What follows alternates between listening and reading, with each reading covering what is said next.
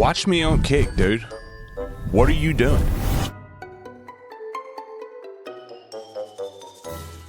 Howdy, fellas. How's everybody? Howdy, stranger. Howdy.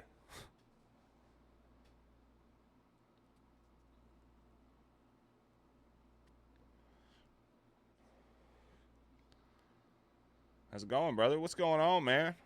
It's going pretty good. I was eating thing of Doritos last night, though, and fucking bit into one that was like glass, and some bitch cut the left side of my tongue, and now it's fucking hurts, and I sound weird when I talk. Like, why these make these motherfuckers so hard, though, Sean? I love you too, Bradley. AC just got fixed today. God damn. Long time no see. I know it's terrible.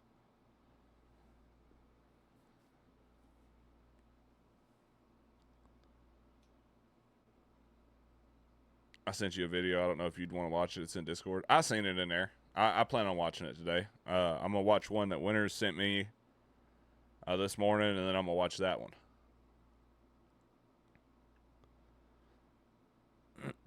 And then if we got time, we might, you know, watch another one or something. I don't know. So how's everybody been? Everybody been doing good?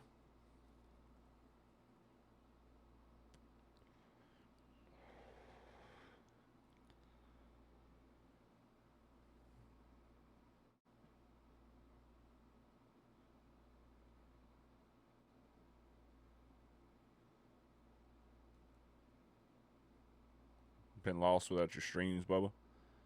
I know, dude. It's fucking... It's tragic. I hate it. Oh.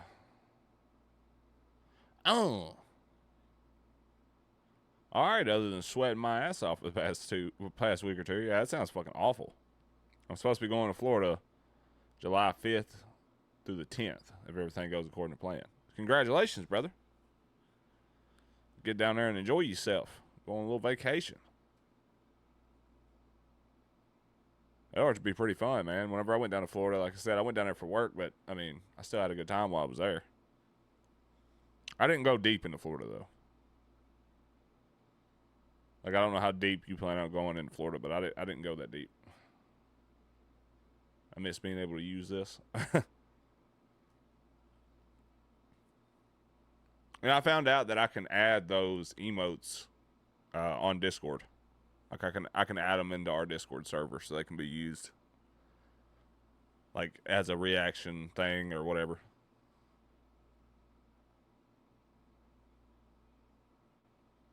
I'll be in Kentucky 4th of July weekend, and then 12th through that next Saturday. Fuck yeah, dude. I pretty much go every year. I have family down there.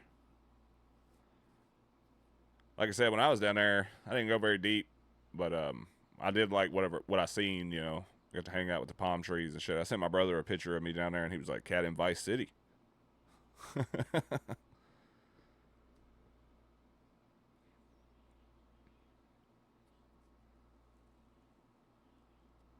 It's North Florida.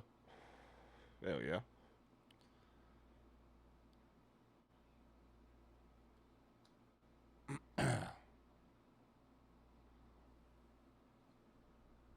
I need, like I said though, I need to add those emotes into the Discord so they can be used.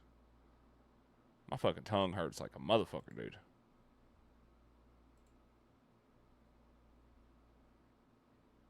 Yeah, swamp ass too. That'd be funny. Imagine reacting to somebody's post in the Discord using the swamp ass emote. That'd be hilarious.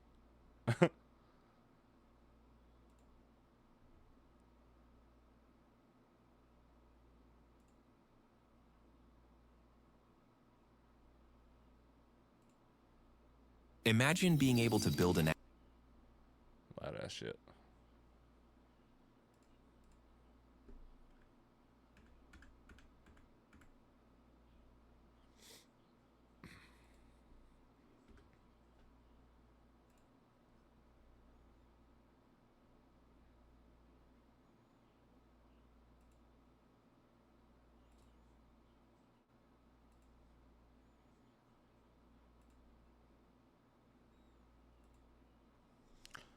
So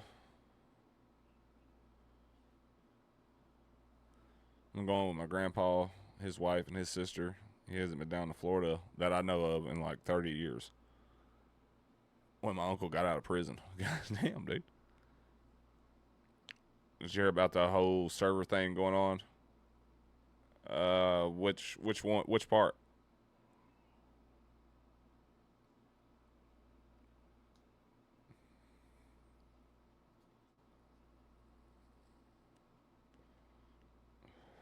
You see that rocket blown up in Florida? I did not see that. What was it? A space launch?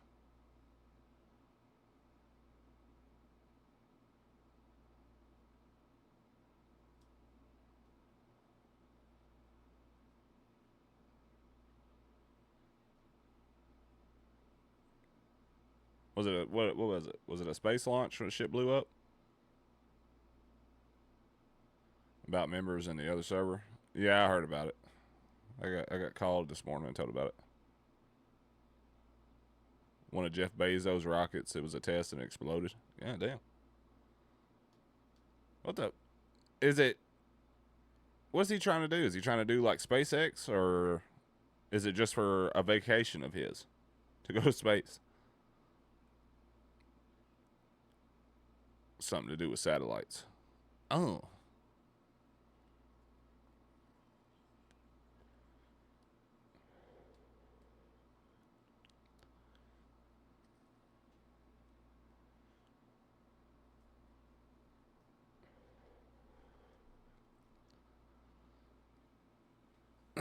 Damn it, boy. There wasn't nobody in it though, right? Like, it was like an unmanned rocket. Fuck, that hurt.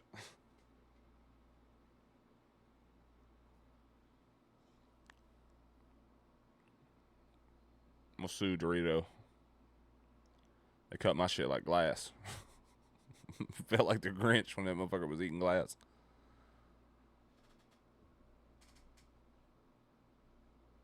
That boy's fucked me up.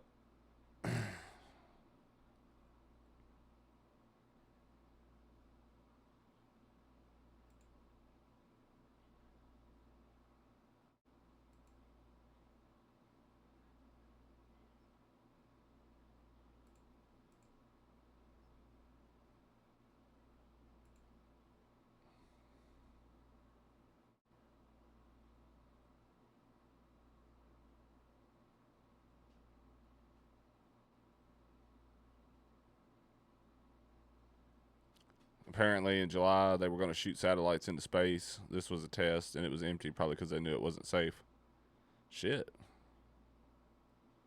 Catfish Calhoun, what's going on, brother? You talking like Kevin Gates satellites? Satellites. Satellites. Something, something, something never really made love. Whatever the fuck it was he said.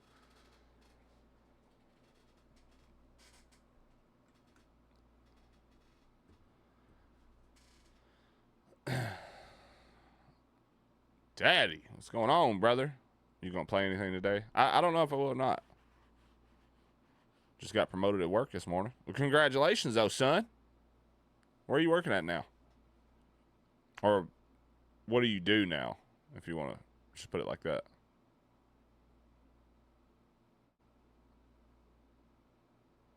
Like I said though, I don't know if I'll be playing anything today or not. I guess it just depends. Like I said, I've been looking at some games I want to buy to play on stream. I just hadn't done it yet.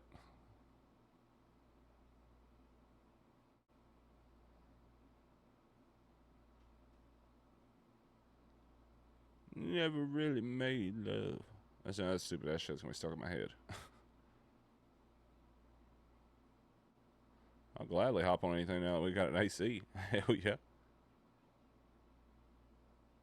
Well, now I'm a process leader at a factory in Hoptown. Right on, brother. Come on. I gotta have something to drink, dude. Well, that Dorito cut my tongue. My shit hurts.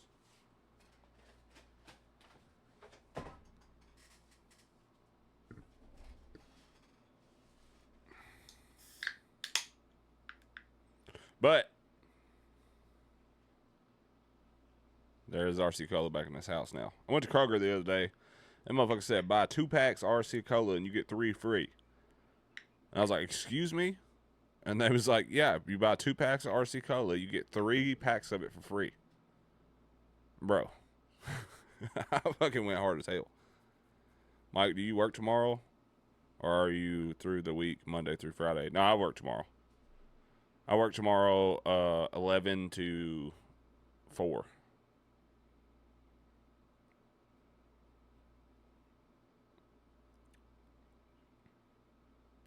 I played Star Wars Battlefront 2 on the PS2. Star Wars Battlefront 2 on PS2 was the shit, dude. Oh, the old one. Yeah, that's the one that I like. I like the old one. The old one's fucking awesome. Where do you work? I work part-time at Ace Hardware. Though I feel as if, because they're about to open up a night shift and they keep talking about me probably going to night shift, which is not like overnight, but it's like 12 to 8. And they keep talking about making me full-time and sending me there and trying to make me the night manager. And I feel like that decision is being forced upon me. Because I don't want no extra responsibility. I just want to show up and do my fucking job and go home. But it's because I was a night manager at Food Giant, and the company that owns Food Giant here in my town is the same, like, they bought the Ace Hardware. So they're trying to force me to go there and do that. Well, if you want a new job, we're hit with great pay. Yeah, but I don't have a high school diploma or no GED or nothing, dude. So most of the time I can't get jobs at factories because I bounced out of school. Because for one, I couldn't get along with anybody in there. And for two, the shit that they was teaching me, I felt like wasn't valuable to what I intended to do in the future. And I made some irrational decisions at the stern age of 16, and here we are.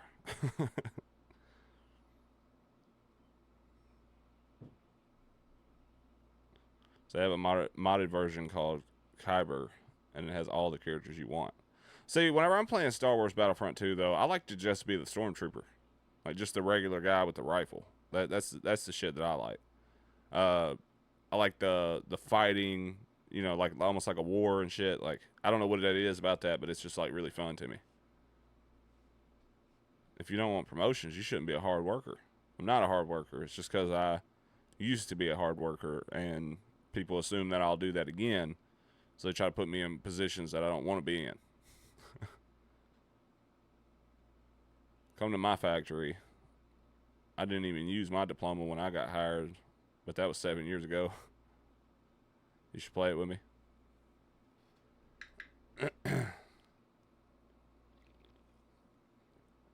I thought about buying the original Star Wars Battlefront 2 from PS2 off of GOG. I haven't done it yet. I don't know when I'll buy it, but it is on there, and it's the same one from PS2. And I'm sure that like GOG, because GOG puts like in the description, they'll put like where you can go to get like the unofficial patches that make it multiplayer again, so you can play it online. That shit would be cool. I'm pretty sure it's on Steam or something, or Xbox. Yeah, most time though, like with the older games like that, GOG has they have like promotions where they like sell it cheaper. That's the only reason why I go through them when I buy the older games. I love Battlefront 2. That shit was hard, dude.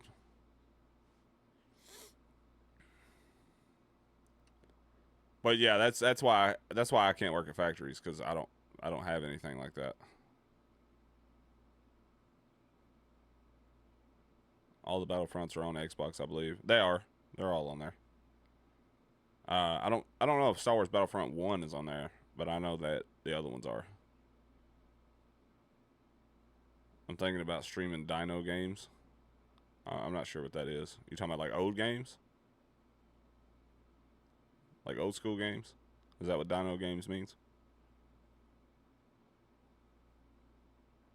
Sorry if I sound weird when I'm talking, fellas.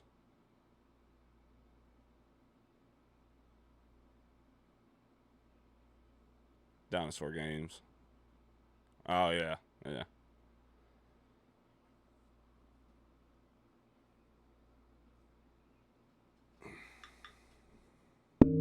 Damn. My bad.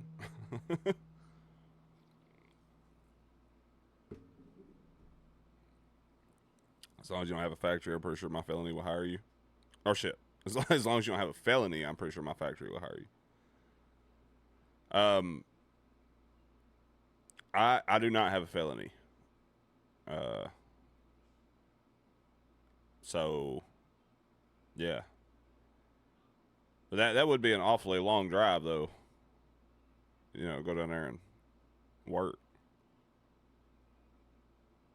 I would say I would just move, but you know, with me owning my house and stuff, I don't want to just like kind of uproot because then I have to go through the whole process, like trying to put my shit on the market and blah blah blah blah blah, and then it'd just be a big ass difficult situation. Like, I've seen people drive an hour to work there. Path of Titans and the Isle. I've heard of the Isle. I've had a couple friends tell me to buy it, but I don't know. Housing market's fucked at the moment, dude. Oh yeah, I know. That's why I'm grateful I went ahead and like got my shit and it's all done and over with. I don't owe nothing on it, ain't got to pay nobody for nothing. It's over with. I'm just off of that market area completely. Path of Titans is fun too. I don't think I've ever heard of it.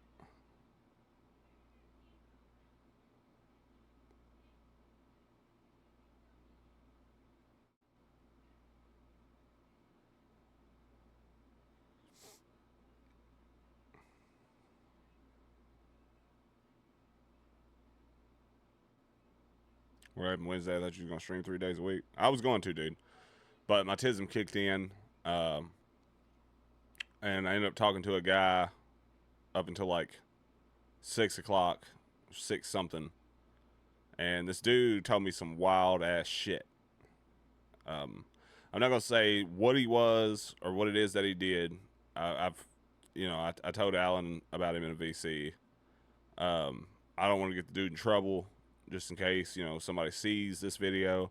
But he works for certain people that control government land, right? And if you know what I'm talking about, don't post it in the comments because then that just defeats the purpose of me not saying what he is.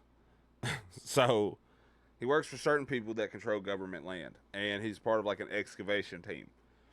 And this man was telling, like, he come into the store and he had a bunch of keys. Okay, he had like 250 keys for like various areas around this government land that had different storage units, different housing, whatnots. And he asked me to cut and make a replica of every key. So I was like, yeah, damn, brother. So I start cutting the keys for him. Everything's going good. And then I see one key that's got a tag on it. And the tag says bone room. And I'm like, bone room? The fuck is that? So I look at him and I'm like, hey, brother, I don't mean to like pry on your business, but what the hell does bone room mean? And he told me that when they're doing these excavations on this specific land, that sometimes, they'll dig up like Native American bones, or they'll dig up Civil War soldier bones, or anything like that. And he said that if it's Civil War soldiers, the forensics guy that works for them, or the archaeologist guy that works for them, will like try to get some form of like DNA sample from him so they can like contact the next of kin and be like, hey, we found this person. This person, I guess, died here whatever year, and he's your relative. So if you want to come get his bones and do what you see fit with them, they're here. Well, he said a lot of people either won't come get them, or they don't answer, or there's nobody to call, and then they just go into a box, and then they go into a room. And he said that this is a large building, and when you go into it, all the way down from one side to the other is nothing but bones, like human skulls, full skeletons, arms, feet, all kinds of different shit, right? So me being who I am, I look at him and I'm like, hey, brother, I got a question, and you don't have to answer me if you don't want to, or you can laugh at me, whatever you want to do. But have you ever dug up anything that you couldn't explain? And this man looked at me and his eyes got like this fucking big around. And he got ghost white. And he went, come here. And I leaned towards the counter and he leaned towards me and he said, when you're in the position that I'm in and you work for blank, they make you sign an NDA stating that if you dig up anything that is unidentifiable or unexplainable, the information can never be leaked to the public because they do not technically know what it is, and it would cause mass hysteria and or would be considered falsified information, and I would be arrested for that. And I'm like, okay. And I'm thinking, like, I'll just let it go. Whatever. He can't say anything. He'll go to jail. He looks at me, and I'm like, so, have you? And I'm just kind of looking at him, and he goes, yes. He said, I have absolutely dug up things that cannot be explained. He told me specifically he dug up something out there. The back of its head was real small, but like the front of its face was like a normal size human's, but its jaw was fucking huge. And like he said that this thing's teeth would have come up to like its nose where it had such a massive underbite. And I was like, I was looking at him for a minute and I was like, are you explaining like, it sounds like an orc, you know, from like a fucking, from like Elder Scrolls. Like it sounds like an orc. And he's like, I wouldn't call it an orc, but I mean, I guess, yeah. He's like, that's pretty much what the skeleton looked like. It looked like an orc. He's like, the bones were very dense, you know, like he said, like a human arm bone is like this big around. You know, he's like, you reach out and you grab this part of your arm, you pick it up, it's like that big around. He's like, this thing's was like this. He said, but it was like a normal size, like it would be like normal height as us. It was very dense. He said, whatever this thing was, that if it was alive, it would have been very, very fucking like stocky. You know what I mean? Very hard to like kill, fight, whatever. And he said that they determined the death of this creature because someone or something cut its head off. And he said you could tell by the marks in the bone that it was violently sawed off. So whatever it was that killed him wanted to make sure that he was completely dead and sawed his fucking head completely off. And he said that they've been finding like hundreds of these skeletons that look like this thing. And he said that the archaeologist guy that works for him told him that this skeleton was like 2,100 years old. And they're not to ever mention it. He said that these type of bones go into a specific room in the bone room called the unknowns. And that's where everything that they cannot identify goes into. It's called the unknowns. And this specific creature has a nickname and they call it the alien because he said it doesn't look like any kind of like cryptic story. It doesn't look like anything they've ever seen except maybe like an orc. Like he told me, he's like, I didn't really think of an orc, but except maybe like an orc. That's about the only thing that, you know, kind of fits the description of what I'm telling you. But it had a big furrowed brow too. That was like, kind of like a caveman's, you know what I mean? Like stuck out. And like I said, he said they've been finding hundreds of these things. And he said that they found some skeletons that is only like what he could describe as like Bigfoot skeletons. He said that, and he had a picture. You know, he said they're not allowed to take pictures, but they sneak in like photos and stuff. And he snuck in a quick photo of his hand on top of this skeleton's hand. And dude, when I tell you that this was a big fucking skeleton hand, this was a big fucking skeleton hand. His hand compared to this thing's hand looked like my 2-year-old daughter's hand in my hand. It was fucking huge. And he told me, because like that's the only picture that he had was his hand on it like that. And he told me that this thing was about, I think he said like 8.5 foot tall, maybe a little taller or whatever. He told me, he said, you know, you could take 5 human skulls and put them together and they still wouldn't be the same size of the skull of this thing. He said it had like very large feet. He said whatever this was when it was alive could have grabbed you and threw you across the woods like a softball. Now this skeleton was, I think he said it was like about 100 years old or something like that. But he said they have found these types of skeletons. They have found anywhere between 500 to 900 of these types of skeletons specifically in this area. And he said that's why certain portions of this land is cut off to the public, because this is where they're finding most of these skeletons, and they have no idea if because he wouldn't call it a Sasquatch, but he said possible Sasquatch. He said we have no idea if this possible Sasquatch type creature. He said obviously they're intelligent enough to bury the dead, so we have no idea if this possible Sasquatch type creature may see this areas as sacred, and we don't know what it would do if humans was just walking back and forth, just trotting all over it. Because he said they've dug them up to where they're 100 years old, and the most, like one of the most recent ones they dug up is only 3 years old. So they're still actively there. It is very, very interesting. And he told me, he said, if I was you, he said, I'd get a camera and I'd go to this place. He said, because if you want to find a Sasquatch type creature, that's where you're going to find him, because he's out there. And he told me that he would not recommend anyone ever going out to that area without a gun, because he said, we have dug up things out there that if you could see, you'd never go into the dark woods by yourself again. It would scare you to death. But the only people that know of these things, like I said, is the people he works for, and then the government. The people he works for send it to the highest ranking guy. He fills out the paperwork and then sends it to the government, and it's never talked about again. It goes into the bone room, into the unknowns. Never talked about again. Ever. And I'm going to be honest with y'all. I want to go. And it would be badass if we had a Bigfoot emote. Oh. Hold on a minute. I'll give you one right goddamn now. Literally.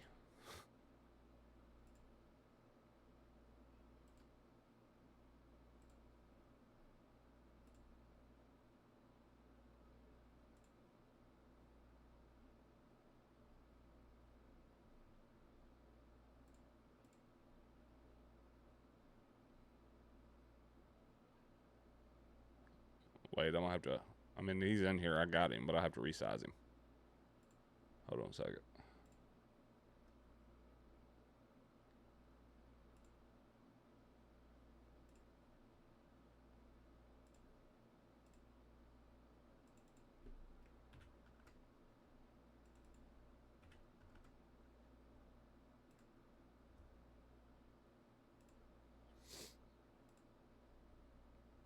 But yeah, I have complete intentions of going there and looking.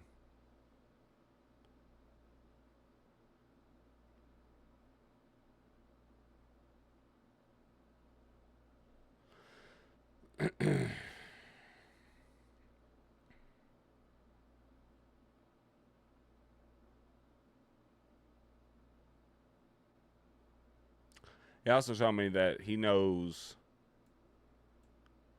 like 5 to 6 different park rangers that 100%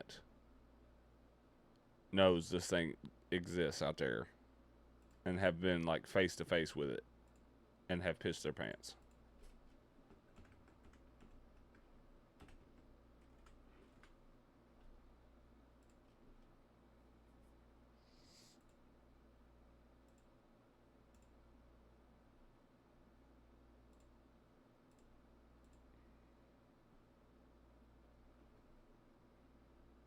Wait.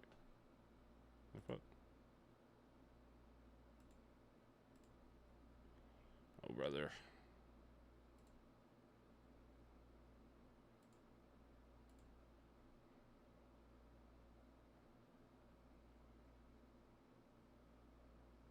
When we loading up, we need to.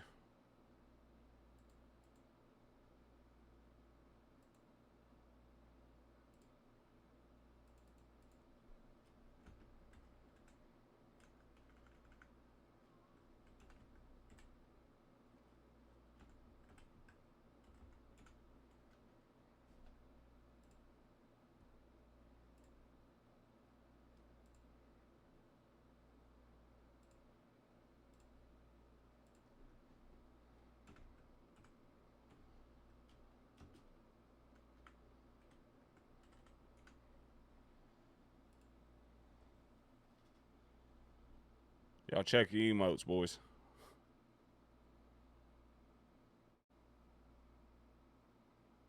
What area is this again? Sorry, I got to the stream late. This is out here by me. This is out in LBL.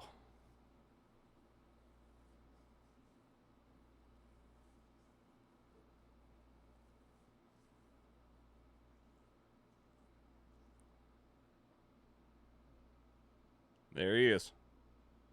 There's your Sasquatch emote.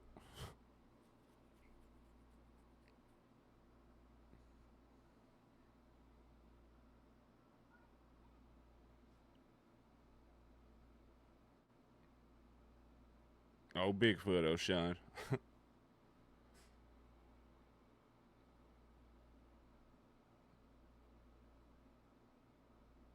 Fuck it, let's roll. We need to, dude.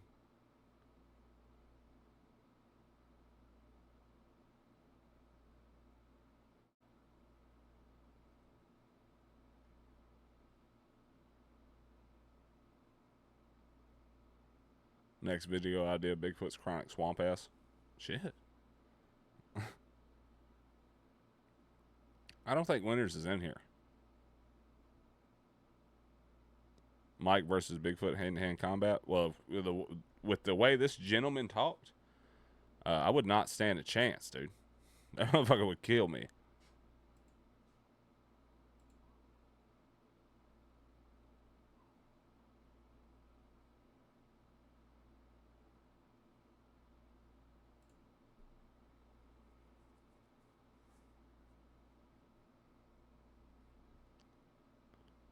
Kill me dead than fuck.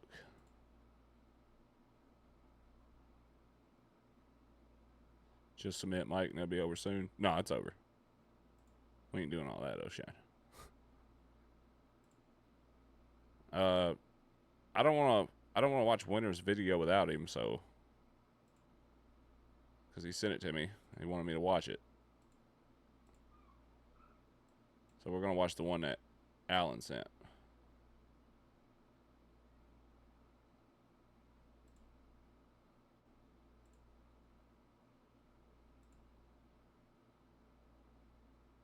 Oh.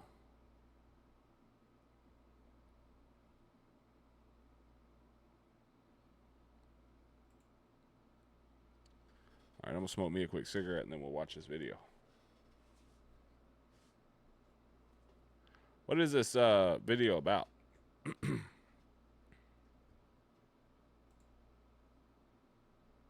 Hang on, I'm reading it.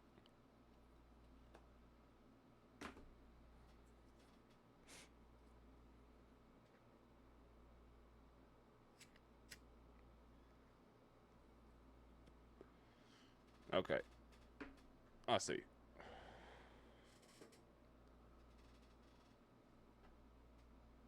It's about Dogman. I was looking for Bigfoot. I mean, Dogman still works out too.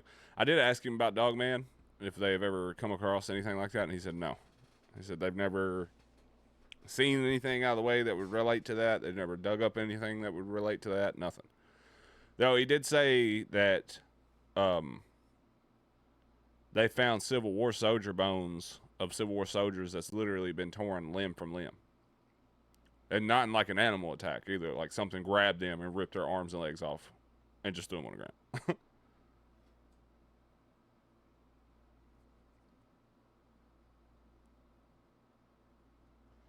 Imagine that.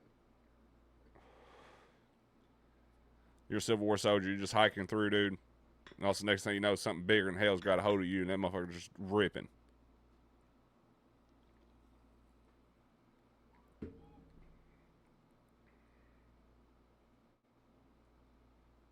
Imagine the fear that you would experience.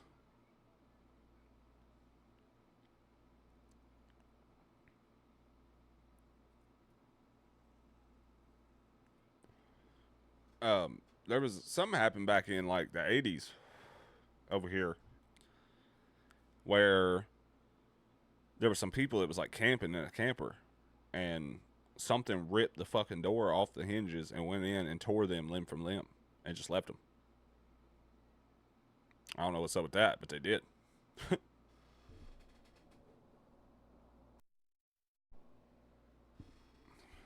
Could y'all hear me?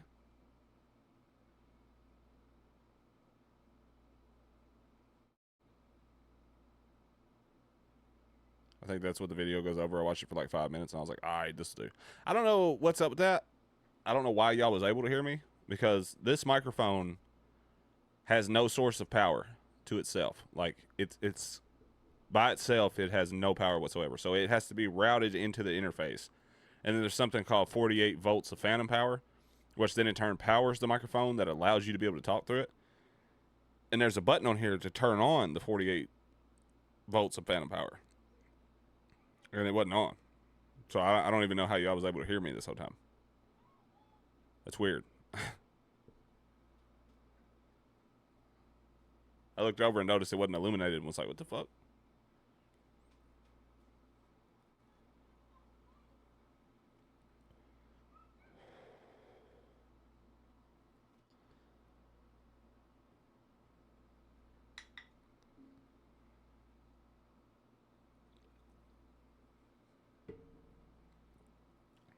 And my tongue hurts. I heard it when you pressed the button. Yeah, I heard it too in my headphones. I heard it click on. It was like...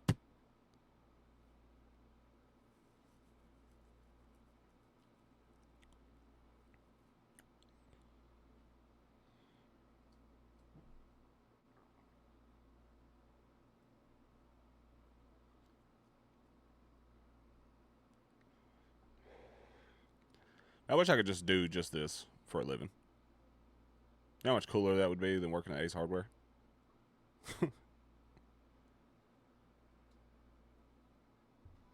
My brother told me to start, because, you know, like I said, I have a really good camera, like DSLR camera where I can film shit with. And my brother told me to start just filming myself hunting for Bigfoot out by the lake and just posting it on YouTube.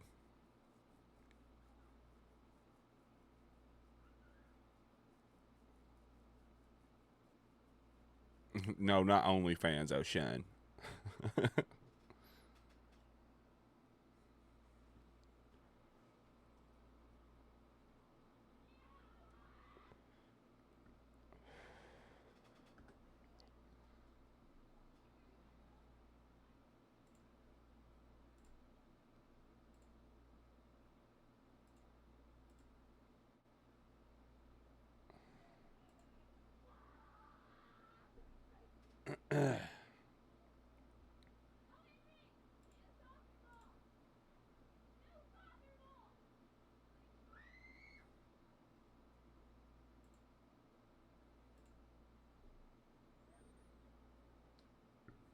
All right.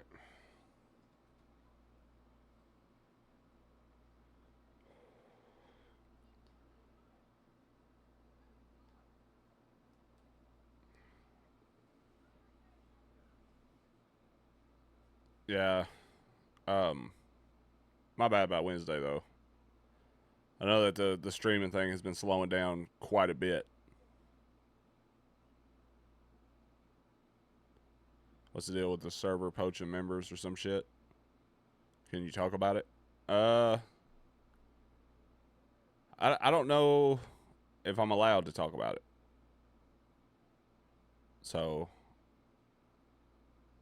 I mean, yeah, it was something like that. If there was an announcement like made in the Discord or whatever, I'll tell you that's about the only thing right now that can be said about it. Because even though I am one of the owners, I'm not like one of the main owners. So I'll have to ask about that, and if I can talk about it, then on the next stream or whatever, I'll talk about it, just to make sure. Yeah, I read it in Discord. Oh,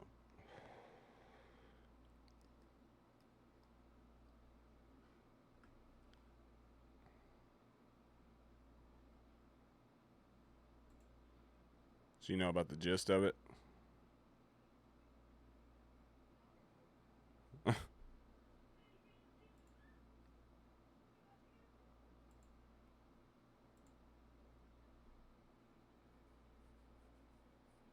I feel like people are wild. They are, dude.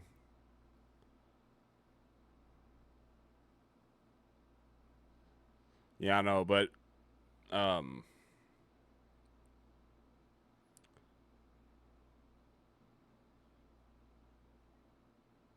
Winter said, no. Yeah, I know.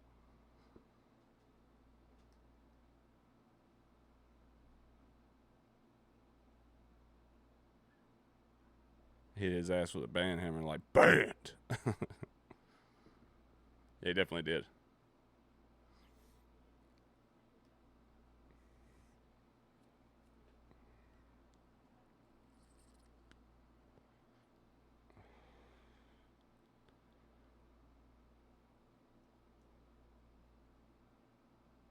All the other people that was there. Yeah, I heard about all that. Like I said this morning, they called me and was telling me about all that. It's pretty wild.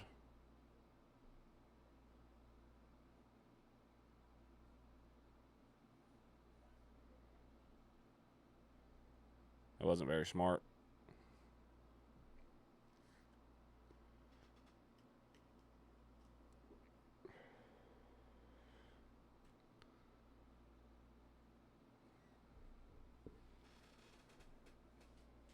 Oh.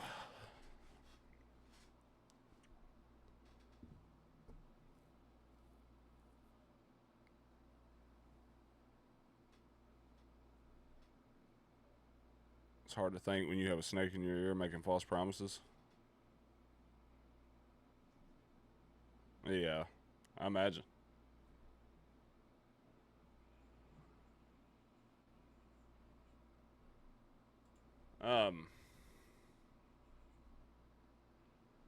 All right.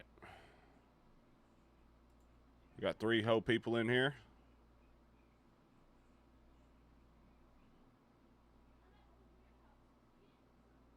Sassmo emote.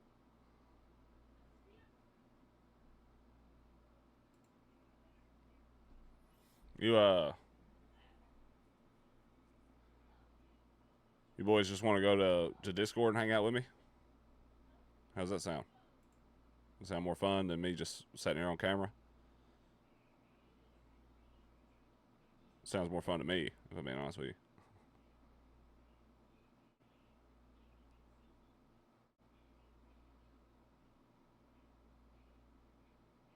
Howdy.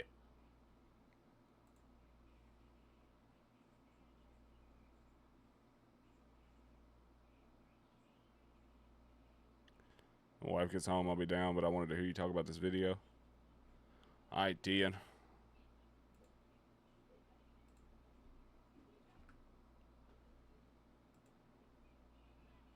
Let's see here.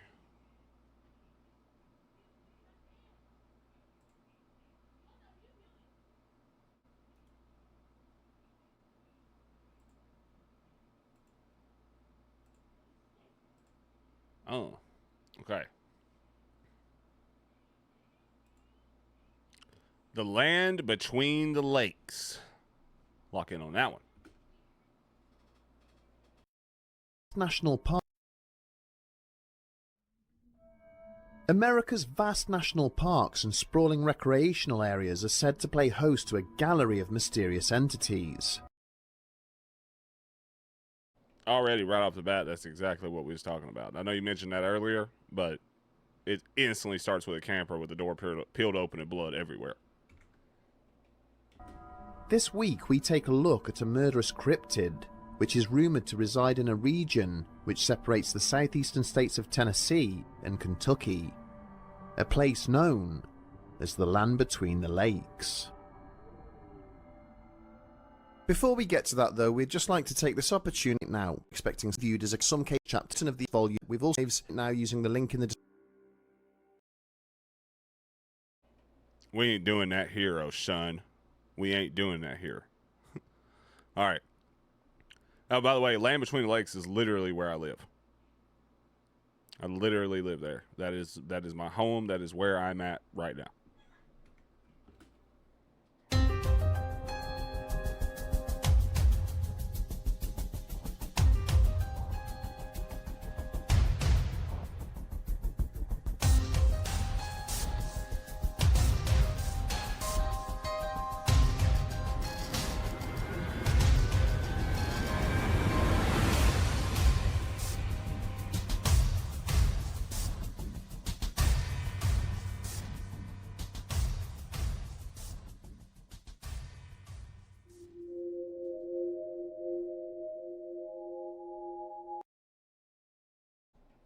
Yeah, I told you I'd get you one, oh son. I think you lost service like right when I started telling you I was gonna put one in there. But there you go. There's your old Sasmo.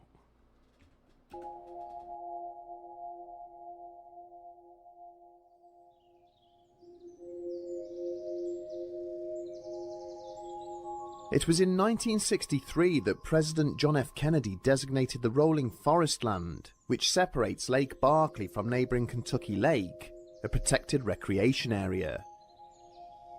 Possessing 300 miles of shoreline and 170,000 acres of verdant woodland, the region has always been popular with hikers and holidaymakers. Yeah, it is extremely popular with hikers and whatever a holiday maker is.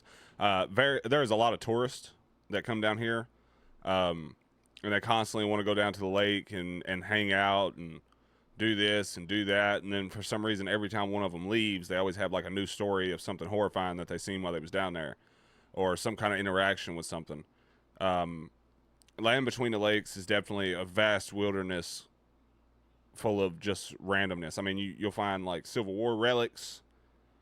You'll find strange, like, abandoned structures that have been made. I remember one night when I was down at Land Between the Lakes, specifically, me and my cousin was walking through the woods, and we come up on a satanic ritual. I mean, the people wasn't there. There wasn't anyone there, but it was a concrete slab with a pentagram on it, like the candles around a pentagram, and then a decapitated deer head.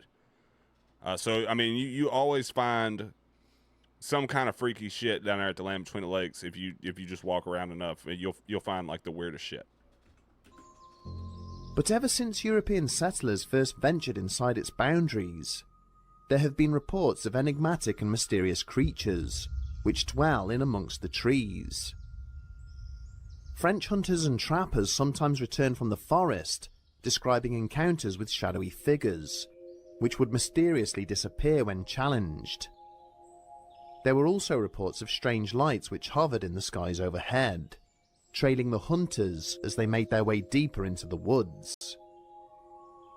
As relations with the native population gradually improved, it became clear that there were sections of the forests which the local Shawnee tribe refused to enter. Attempting to prevent harm from coming to the new settlers, they shared stories of a shape-shifting shaman who dwelt in the woods, one who possessed the ability to alter his form into that of a savage and carnivorous beast.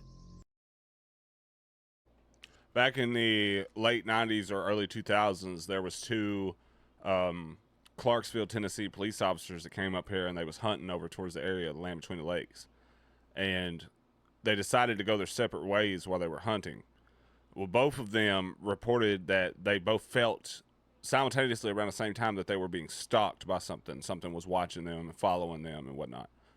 Until one of the Clarksville police officers turned around and made eye contact with whatever it was that was following them that he described to be a Sasquatch. Once he made eye contact with this thing, him and this thing stared at each other for what he said felt like forever, but in reality was only maybe a minute and a half. Well, the Sasquatch started charging towards him, just like full on sprinting at him and screaming, like letting out this barreling fucking lion roar style scream.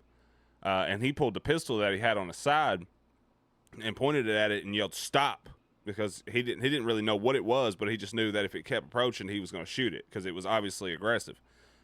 And Sasquatch is clearly intelligent enough to know what it was that he was holding in his hand, because it abruptly stopped, stared at him for a minute, made like a very angry looking face, and let out this like loud fucking roar that he said felt like it rattled his eyeballs, and then turned around and ran back off into the woods. After that, he went and found his buddy. They got together, went and found a park ranger over here, told him about it. This park ranger cussed them like a dog and fucking trespassed them from the area and told them they were never welcome back here again. Why that park ranger went about it that way confused everybody, because it almost felt like he knew that whatever it was out there, and because these were two police officers from Clarksville, Tennessee that was seeing this shit, pissed him off even more, because if they said something was out here, then it was going to cause like they was going to have credibility because of what they were. They were law enforcement. And he did. He cussed him like a dog, dude, and then trespassed them from the area, told them they was never welcome back here again. And yeah, that was a very strange moment. Undeterred by these tales, and lured by a relatively untouched environment in which to work, the trappers pressed on with their business, regardless. But quite soon it became horrifyingly clear that there was some truth in the warnings they had failed to heed, with reports of a murderous beast stalking them as they went about their work. Word would soon begin to spread beyond Kentucky and its borders of a wolf-like entity standing nearly 7 feet tall on its hind legs. As hunters were startled by mysterious howls in the night, and farmers began to find the mutilated carcasses of their livestock lying dead in their fields, the unseen terror which was responsible was given a name: the Loup-garou. Even to this day, here, the mutilated carcasses of farm animals still happens pretty frequently. And at night, if you're over there in LBL or anywhere close to the area at all, you will hear strange noises of things that doesn't make any sense. Like, I won't say I've ever heard a howl, but at one point I did hear a roar, and whatever it was so fucking loud. Like I said, it was the same way that the Clarksville, Tennessee police officer described. It rattled my eyeballs in my head because it was so loud, and jarred my vision. So these occurrences did not stop in the 80s, the 90s, the early 2000s, the mid 2000s. They're still going on well on today, right now. Witness testimony pertaining to this hulking and murderous creature has persisted, from historic reports of missing hunters and townsfolk to far more recent alleged encounters. During the spring of 1973, a group of male students from Murray State University decided to take a trip out to the woods in a VW microbus. Travelling up along US Route 68 and out across the Egner's Ferry Bridge, they were soon deep within the land between the lakes, where they turned off into an isolated and remote clearing. Having foraged for deadwood and set up a fire near the van, the group then settled in for the evening, drinking beers and swapping stories. An hour or so later, one of their number rose to his feet and made his excuses, before walking off alone into the trees to answer a call of nature. The youth in question would re-emerge several minutes later, in a visibly distressed state, claiming that he had heard something snuffling and circling around him whilst he had been out in the woods. Initially laughing off their friend's claim as a prank, the students had continued with their evening. But as time wore on, several more became aware of something slowly circling the camp, hidden from sight beyond the tree line. One by one, they had each fallen silent, as the sound of snapping branches slowly progressed in a wide circle within the trees which surrounded the clearing. These noises were accompanied by what they described as a deep sniffing sound, with two of the group later claiming that they had seen a pair of glowing red eyes staring back at them out of the darkness. So I know that it's portraying the dog man, but if you look at a lot of reports from Sasquatch, Bigfoot himself lets out these sniff noises. You know, I mean, like kind of like how like primates do or whatever. Whenever they're sniffing, it's really loud, like a gorilla. You hear a gorilla kind of going, like doing that type of shit or whatever. You know, like it's very loud. It's almost like a dog smell. And Sasquatch has been reported about doing stuff like that as well. Red glowing eyes. That's also been reported as Sasquatch.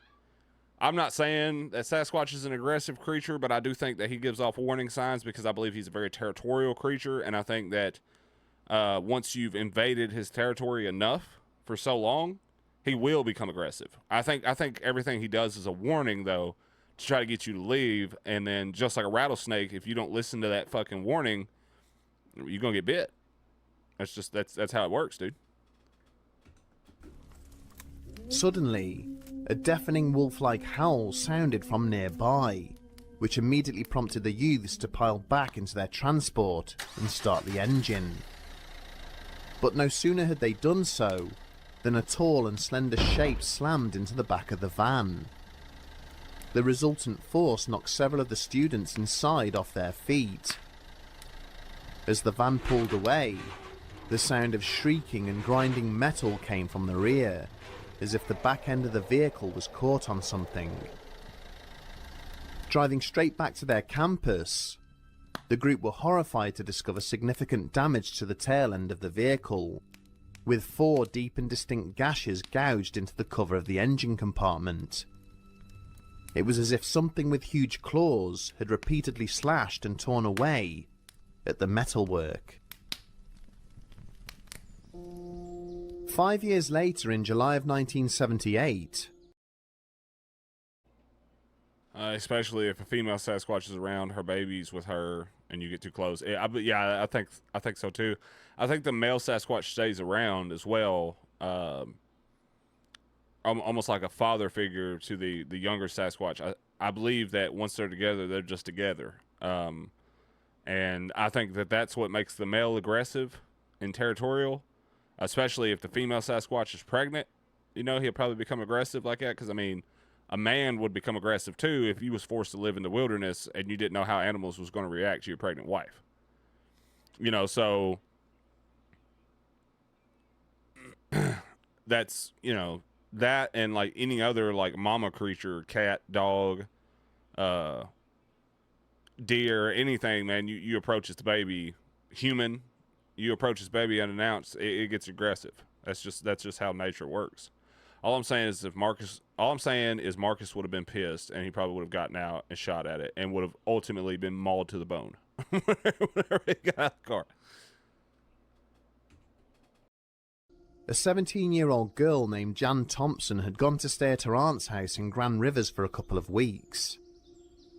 The premises in question were located at the junction of several hiking trails, which headed off into the nearby forest and lay not far from the banks of the neighbouring Kentucky Lake.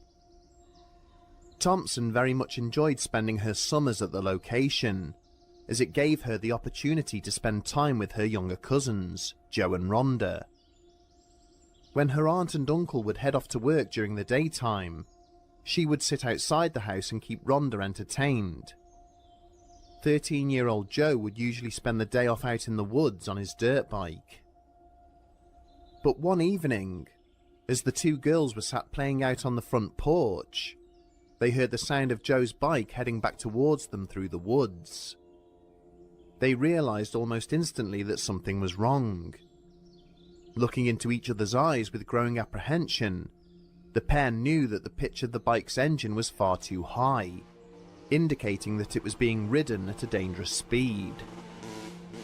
Sure enough, when the trail bike and its rider emerged from the trees, it was travelling at breakneck speed, taking all of Joe's skill to bring it to a stop without falling from the saddle. After he had dismounted and began to limp across to the girls, Thompson could see what appeared to be fresh blood dripping from a long tear in the right leg of his jeans. With tears streaming down his face, her younger cousin explained how he had been heading home along a path by the old sawmill, when a dark shape had burst out of the bushes and tried to grab hold of him. Feeling the pain of sharp claws slicing across his right leg, the boy had immediately accelerated away. But turning to look over his shoulder, he had then seen his attacker in pursuit, now fully upright on 2 legs. Thompson had been in the process of trying to calm Rhonda, who was clearly upset by the blood she could see on her brother's right leg, when they were startled by a guttural roar, which had come from somewhere further down the nearby trail. A tall figure then stepped out from the tree line, its lean body barely discernible beneath the thick pelt of jet black fur, covering its entire being. As Jan and her cousins quickly moved back across the porch towards the front door, the creature had stepped forward, and in doing so had activated a security light affixed to the side of the house. The creature had instantly halted, shielding its eyes from the glare, and in doing so, had allowed the children to flee into the address and lock the door behind them. For several seconds it remained motionless, almost contemplating the beam of blinding light. Through the windows, Jan managed to get a good look at the intruder. She would later state how it was unlike the descriptions she had heard of Sasquatches, which apparently roam the region. It was instead more reminiscent of a dog or wolf, and was standing upright on its hind legs. Cooked.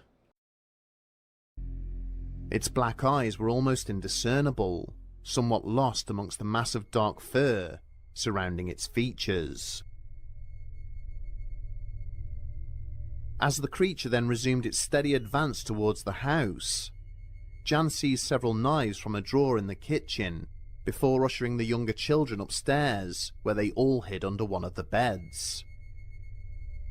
For the next hour or so, the trio were plagued by the sounds of repeated banging and clattering all around the exterior of the ground floor, culminating in the smashing of glass as a downstairs window was apparently shattered. These sounds instantly ceased when the horn blast from an approaching vehicle was heard, signalling to the children that their mother had arrived home. Minutes later, Jan's aunt had stepped in through the front door, chiding the children for not having come out to help her unpack the shopping, as she had indicated for them to do so by using the car horn. Upon seeing the haunted and terrified expressions on the faces of the three youngsters, she advised them to stay where they were, and went outside to inspect the house. It would later be discovered that one of the kitchen windows had indeed been broken inwards by the attacker. Upon his subsequent return home, Jan's uncle had listened impassively as they had related their story. Asking no questions of the account, he had simply forbidden the children from entering the woods again at any point, before sending them all off to bed. There is another... I'm sorry, but if I was one of those kids, I'd be like, I'm not going to bed right now. I hate to argue with you. I hate to do it to you, but I was almost murdered by a man that looked like a dog. There's no way I could just go to sleep right now. And it's very concerning that you want to send me to a room alone knowing that this thing was stalking me. Thank you for your effort, good sir.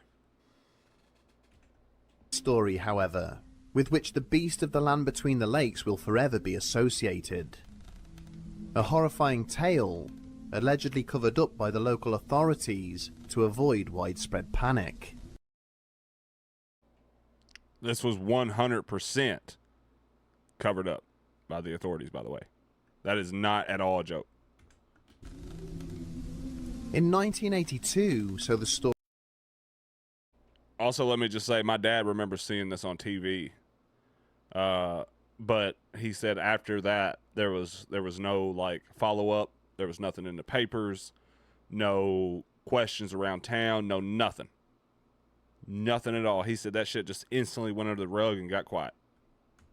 Story goes, an entire family was brutally murdered whilst camping in the region. Their motorhome was discovered stained with blood, with the bodies of the father, mother, and 13-year-old son found heavily mutilated in and around the campsite, apparently having been attacked by something with huge claws. The 9-year-old daughter was later discovered some distance away, having been lodged in the high branches of a tree. There are several differing versions of this incident, passed down by local residents over the years since it was reported to have occurred. For this reason, it was largely written off by many commentators as pure fiction, due to a lack of accompanying evidence. Then, in December of 2020, an apparent eyewitness to the event finally came forward. Contacting a YouTube channel by the name of Cryptid Studies Institute, a man calling himself Roger claimed that in 1982, he had been invited to go camping with a family at a recreational site within the land between the lakes. Having had several initial conversations, the presenters were so compelled by his testimony that they invited him onto the channel for a formal interview, which is linked in the description. There are some notable differences between Roger's story and the ones which have since circulated online. For instance, he is adamant that the body of the youngest member of the family was not discovered up in a tree some distance from the camp, but was instead found where she was killed, inside the RV. The man related that at the time of the incident, he was a 15-year-old boy staying with relatives in the town of LaGrange, Indiana. My dad also said that everybody was still in the RV. Like, he said, yeah, that they was ripped to shreds, but they was all still in the RV. Because I asked him, I said, was they in the RV or was they outside of it or what? He's like, no, everybody was inside the RV. He said something had just ripped the goddamn door off the hinges and just went in and just... It was like going through a cheese grater, dude. During his time there, he had befriended a family of 4, who had recently moved to the area, having made the decision to leave a neighbouring Amish community. In April of that year, he had been approached by the father of the family, a man named Levi, and was asked if he wanted to accompany them on a short camping break. Having been granted permission by his relatives, Roger then joined the group in their brand new Holiday Imperial motorhome, heading for a campsite situated somewhere in between Tennessee and Kentucky. Levi and his wife Diane had 2 children, 9-year-old Connie and her 13-year-old brother Stephen, both of whom were friendly with Roger. Arriving at the campsite in the early evening of April the 7th, they had found no other vehicles present. Levi had driven slowly past the simple concrete toilet blocks, before parking up at the extreme end of the campsite. It was at this point that the father and son had walked off into the adjoining forest to collect wood for a campfire. Whilst they did so, the women of the family had remained inside the camper van, preparing dinner. At something of a loose end, Roger had elected to start his holiday by target shooting some tin cans, using the .410 shotgun he had brought along with him. But as he had been collecting his would-be targets, he suddenly became aware of a disturbance coming from the front of the RV, with several male voices shouting in alarm. Running forwards to the driver's seat to see what was going on, the boy was horrified to see Stephen being attacked by a towering dog-like creature, which was leaning in to bite at his neck. At this point, Levi had suddenly emerged bearing a 20-gauge shotgun. He immediately opened fire, hitting the creature in the shoulder and causing it to drop his son. But as the weapon had only been loaded with birdshot, the attacker had shrugged off the injury, seizing hold of Levi and killing him instantly. Terrified, Roger had run to the side door and fired his own weapon at the creature as it approached from the left. The beast fell onto its side, and the youth took this opportunity to crawl underneath the vehicle and climb up into the framework alongside the drive shaft. Moments later, the camper van had buckled under the weight of something huge clambering inside it, and he had been horrified to hear the women screaming above him. Their cries of sheer terror had been cut brutally short, as they were dispatched with the same ruthless efficiency as the father and son. Roger couldn't be sure, but he had the distinct impression that there were in fact 2 of the creatures attacking the family. He remained below, finally hearing heavy footsteps retreating off into the woods. After waiting for what felt like an eternity in the eerie silence which followed, he rolled out from underneath the RV and ran to the main road in search of help. The driver of a passing pickup truck had listened intently to his story, taking him to a nearby farm and then calling for the authorities. When he took Roger back to the campsite a short time later, there were now several government officials and soldiers from the National Guard on the scene. Walking them through the events as best he could, the boy was struck by the lack of predation to the dead family members, the 2 female victims having had their necks broken as opposed to being bitten or feasted upon. The government agents had listened and nodded as he described how he had heard no growling or barking from the creatures during the attack, only heavy panting. He had further explained how the attackers, despite being canine in appearance, had moved like human beings. He had assumed they were men in dog suits, as opposed to any kind of animal. And yet, everything of value inside the trailer was still present. The officials found almost $20,000 sitting in the safe, these being the proceeds from the family's recent house sale. Roger would be taken directly to the airport in nearby Hopkinsville, where he was promptly placed on a flight back to his hometown of Cedar Rapids. Completely stunned by what he had seen, he did not speak of it to his family, but instead watched the news to see how the story would be related to the public. It never was, and it would not be until many years later, when he stumbled across different versions of the incident circulating online. It was related to the public, though. Like, related to the public. It was broadcasted on TV. I don't know if this Roger guy is real or where he was watching it at, but it was broadcasted to the public.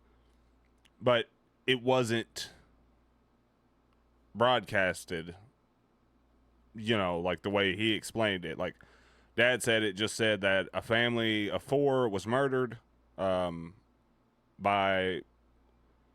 I can't remember if he said that they said like some kind of animal did it or what seemed like a violent animal attack or some shit like that. Like, it's how they put it. And they said after that, nothing.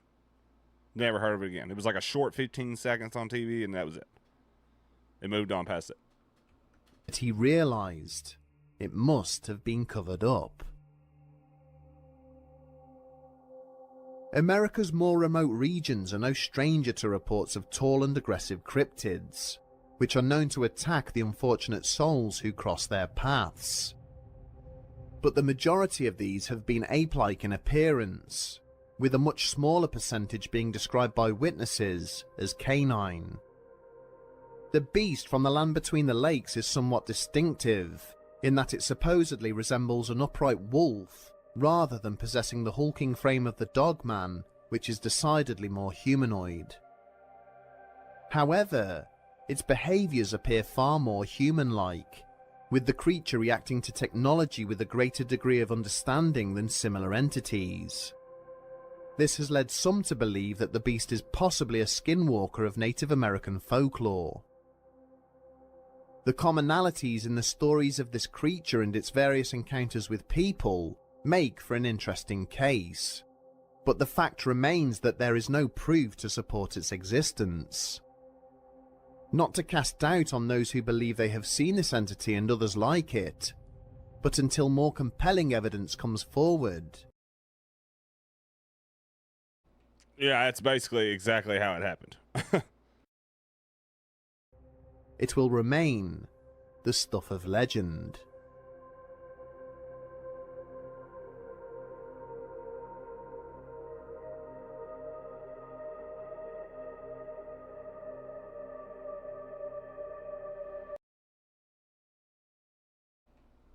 W Bedtime Stories and W Allen for sending us that video. That video was fucking hard. But it's not the stuff of legends, because it's still actively happening.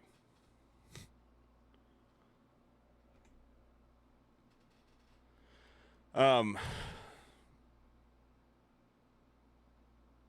about to start going to look for shit like that. Just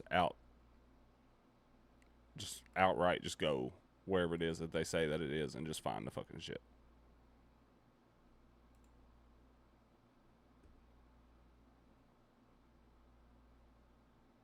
What do y'all think about that? If I were to do something like that, just start fucking just going out there and just looking for myself.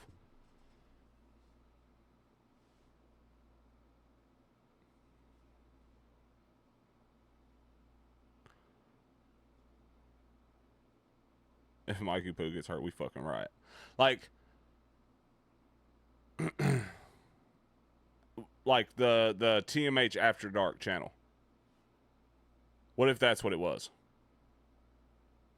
Like where I go to so-called haunted locations or go to Sasquatch areas where people have claimed to see things, or like these various areas, and tried to like find shit like that. What about something like that? I done said let's roam random woods and record and live stream. LOL. Bro, I'm so down. I would be terrified but thrilled for you at the same time. That'd be cool. Good idea for sure. I'm like, so I don't know. I'm still trying to like figure out. Like, I don't want you to die, but I would love to see it. Yeah, because it's that curiosity factor of if I would actually find anything, or anything that would give any kind of evidence that something like that shit starts going down. You got to look in the camera like this.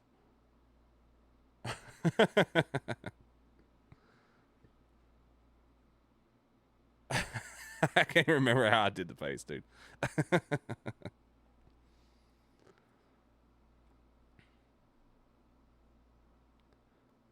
I'm nosy. I want to know. Yeah, that's what I'm saying. Like, I think that's the curiosity of it, is people would want to actively see if there was some kind of, if there was just something out there in general.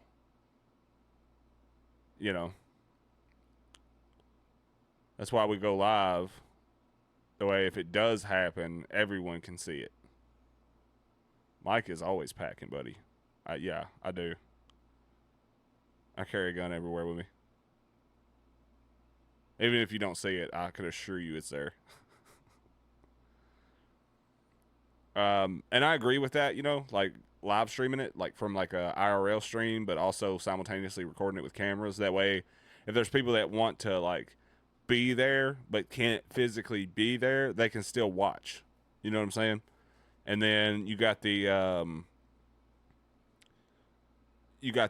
camera that's recording it, so there's like a different version of it that's for people that just want to see if there's like evidence going on out there or anything like that, and that's what gets edited and goes up on YouTube. You know what I mean? For people that are not live stream like watchers, because there's quite a few of those people that do not watch live streams.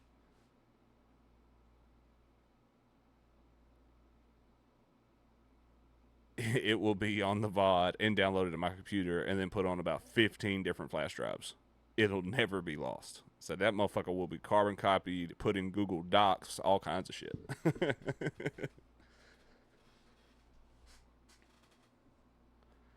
I mean, that sounds fun. Bro, I would 110% do this with you. And I wouldn't mind you doing it with me, dude. I think it would be really cool. You just live so far away, yo, Sean. I don't know how you would ever be able to like make it down here with me, especially if we was investigating Land Between the Lakes, which I know you'd come in July, but at the same time though, I am still like in Western Kentucky. You know what I mean?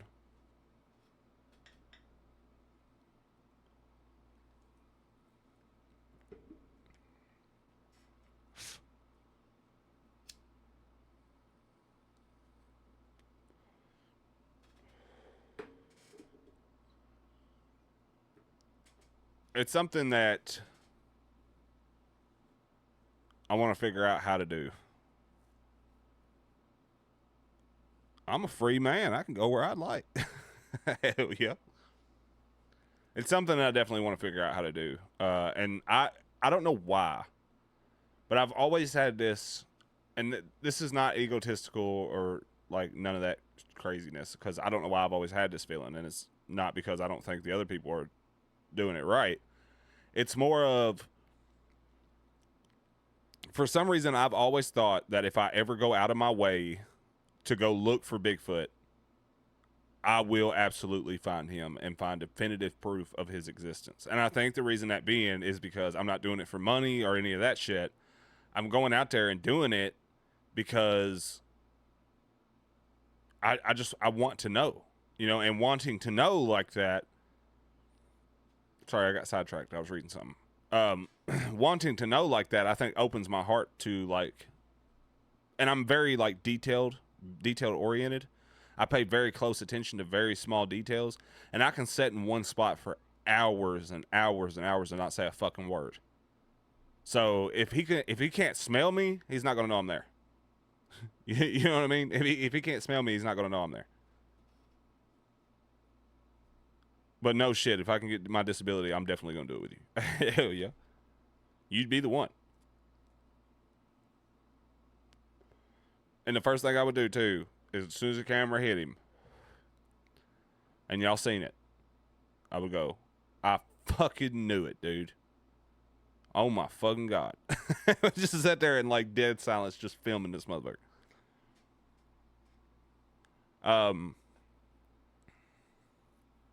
So yeah, I mean that's something that I would definitely like to do, is heavily look into shit like that and try to see if I can find something like that.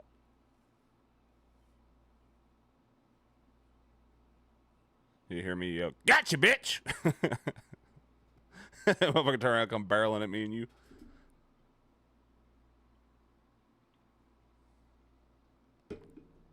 But Bigfoot's not the only thing, though. I mean, there's Bigfoot. There's, Ghost. There's aliens. There's the Loch Ness Monster. What's that thing up in Canada? It's just like the Loch Ness Monster. They don't call it the Loch Ness Monster. Ogopogo. Yeah, fucking Ogopogo, dude. Like, I mean, all that shit. You know what I mean? Do live autosave if he just so happens to take you out? Yes, they do. So we still have the proof. Good. Yes.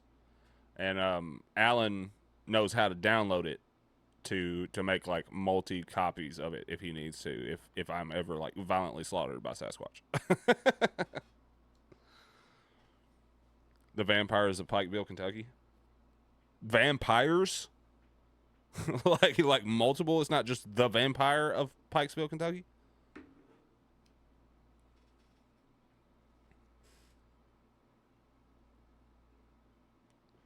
And also, you can think of it like this too. If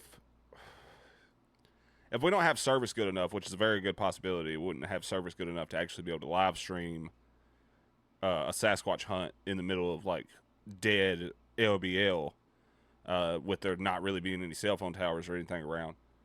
If that were to happen, we could always, like, once the video gets cut up and it gets placed on YouTube, we could always do these live streams where we get on here and we review the evidence that we found and what we found with everybody, like going through the like all of the evidence that we've compiled over, let's say, like a week span. Get on there and do a live stream and sit there and talk about all the evidence that we've compiled with everybody. And try to do something like that if you can't live stream out there, if it's just too trash. No one knows, but there will be pets go missing all around the county and then show up in garbage bags drained of blood. Oh my god.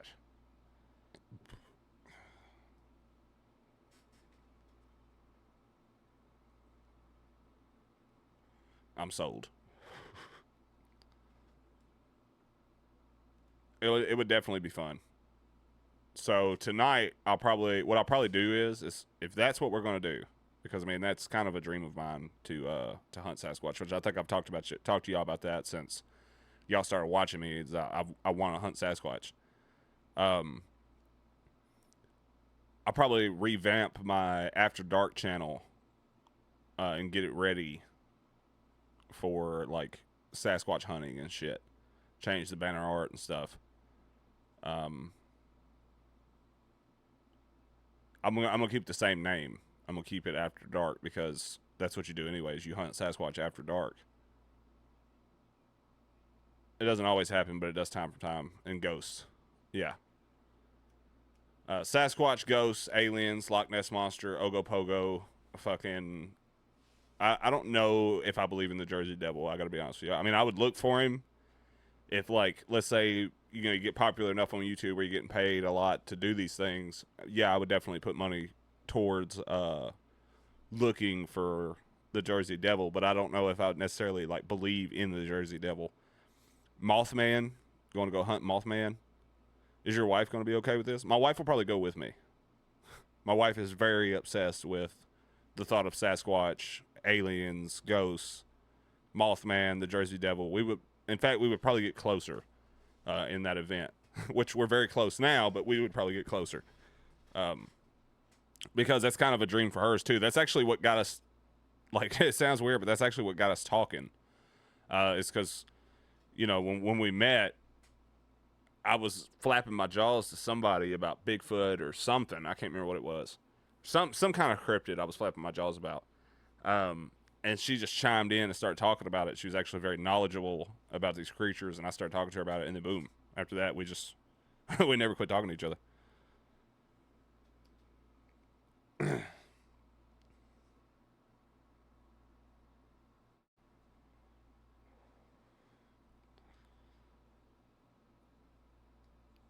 So, hello, ladies and gentlemen. My name's Michael Hargrove, Bigfoot extraordinaire.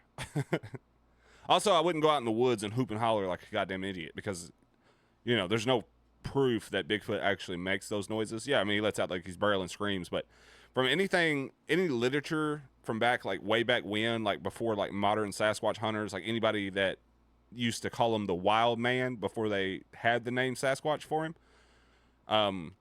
they all talked about how he would make forest noises. Like he would randomly chirp like a bird, or make a squirrel noise, you know, anything really. Like he's like a fucking almost like a parakeet. Like he'll just make like noises that he hears in the woods. That's how you get shot. Yeah, 100%. I agree. You don't go out there and just be like, because there might also be a crackhead out there hunting him too. And he'd be like, goddamn, Sean, there he is. Boom, boom, boom, boom. And then you hear a motherfucker on the other side of the tree. But we could take a day or two and do a few different hunts. Yeah, I agree. One of the main ghost areas I want to go, where most paranormal investigators get like the biggest. Wait, instead of calling it After Dark, I might call it TMH Investigates. That sounds good. TMH Investigates, like just change the @ to TMH Investigates. Hell yeah. Anyway, so one of the biggest places that most people get their definitive evidence of paranormal activity is Waverly Hills, and I want to go there. I want to go to Waverly Hills and fucking figure out if there is something actively in there, and if it is, what it is. Because, you know, you get these shows like Ghost Hunters and all these other motherfuckers, and people love those shows, but people know that they're not going to find anything because these dudes are literally just doing it for entertainment. They're just doing it because people are hoping that they might catch something, or, you know, whatever the case may be. They do it for money, fame, and fortune. They don't do it because they actually want to know if this shit actually exists or not. That's the only reason why they're doing it.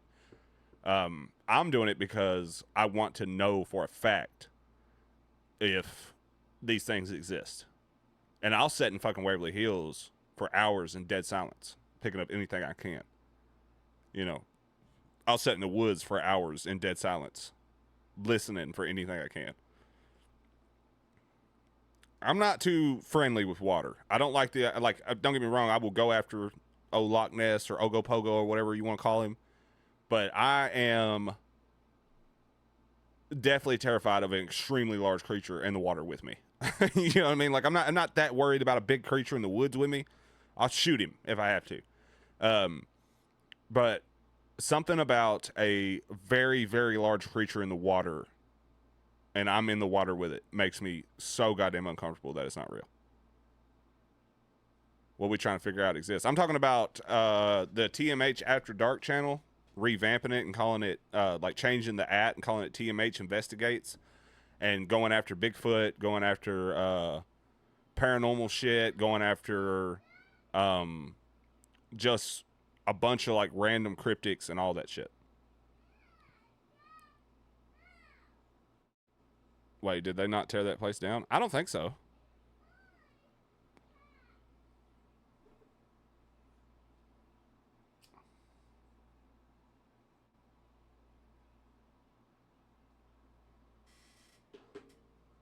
I hope they didn't.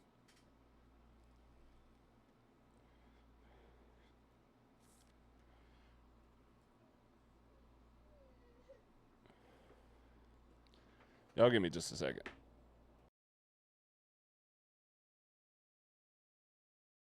All right, I'm back. Sorry about that. My little girl was knocking on my door. Anyway, it's still open, so we can do that. Just got off the phone with Casey, and that man is fresh like he is wrapped in plastic. Oh, Casey Bear. Big stepper.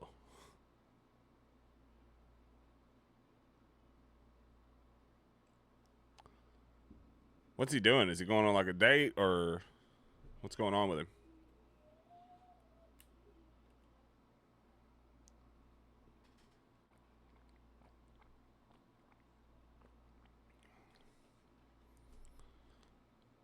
Oh, he's getting food and going home. Ah.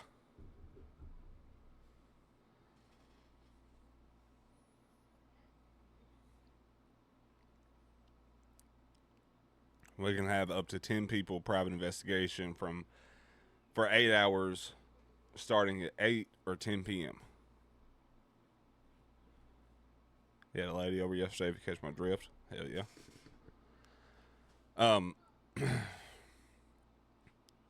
That's definitely something to look into.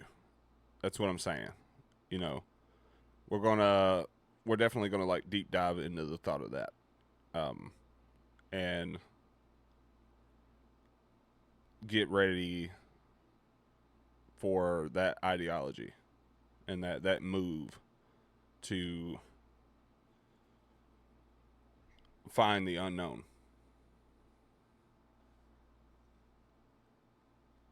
What we doing? We're getting ready to start investigating shit. That's what we're going to do. That's going to be the TMH Investigates channel. That's what we're going to do. We're going to get in there. I don't think they start doing overnights again until like Halloween.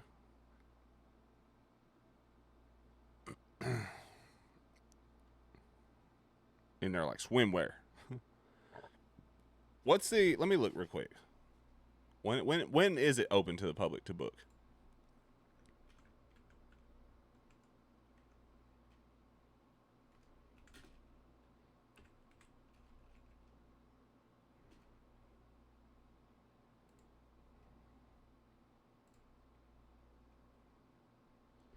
Is it buy tickets?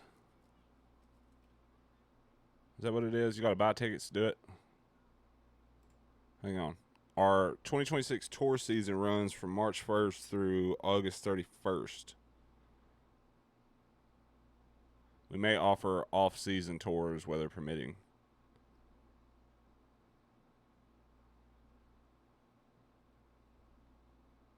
Paranormal tour, approximately 2 hours. This is your chance to experience Waverly in the dark. Come walk all 5 floors with our host and learn about Waverly's paranormal side. All the sounds, shadows, people, are they real? Public investigation. Approximately 6 hours. This investigation is semi-guided and geared towards the novice investigator. You can get to be involved as much as you like. Yada, yada, yada. Group of 10 investigation, approximately 8 hours. This is your chance to explore and investigate Waverly Hills on your own at your own pace. There is always a guide and security on the property if you need assistance. The minimum charge to have the building to yourself or group is $1,000. This gets you and 9 others up for the 10 guests total.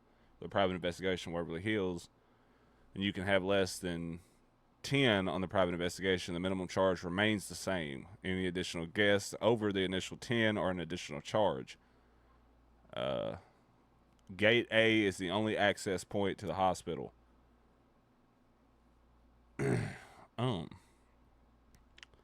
Your guide or security will open the gate for you at approximately 15 minutes before the scheduled investigation start time.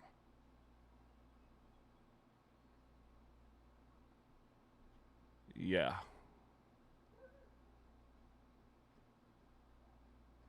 Another thing that I want to do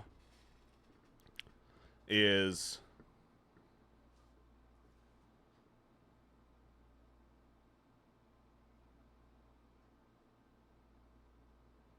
Yeah.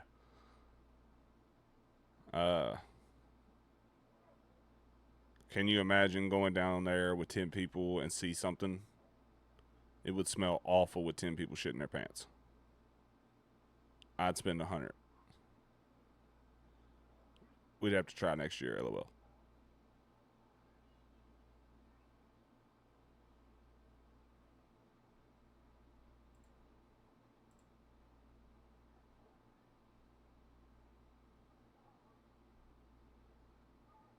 I think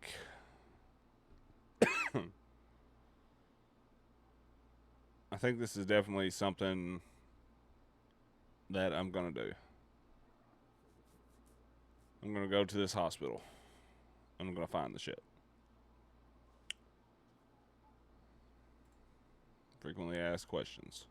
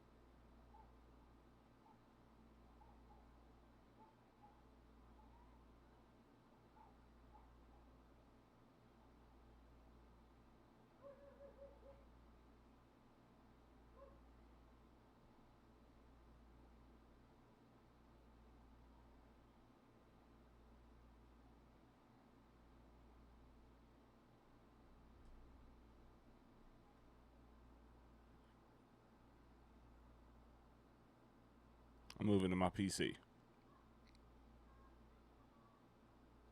It would reach a larger demographic. Everyone's a little suspicious. I agree.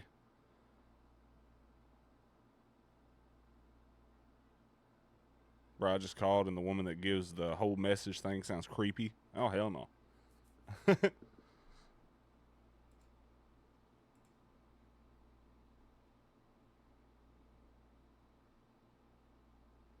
Yep, this is something that's definitely got to go down, oh son.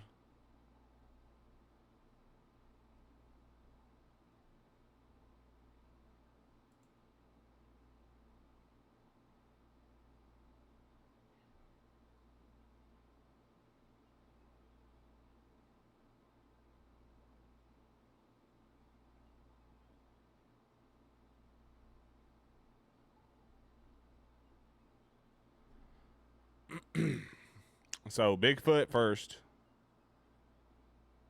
Waverly Hills Sanatorium second. Probably Bigfoot first and Dogman. You know, because you got to throw Dogman in there, especially if you're an LBL. That'll grab attention. And then Waverly Hills Sanatorium second.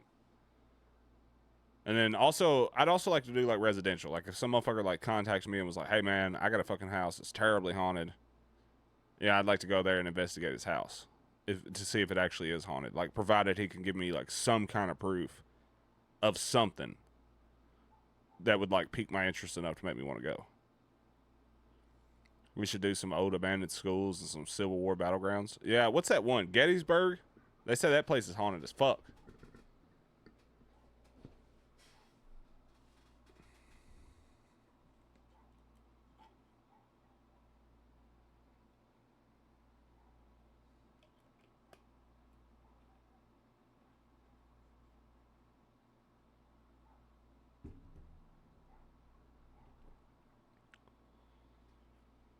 Eastern Kentucky has a bunch of old battlegrounds. Oh.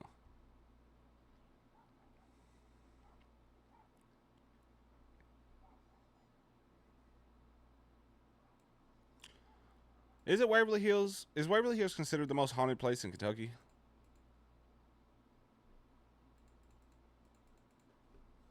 Or was it Hang on.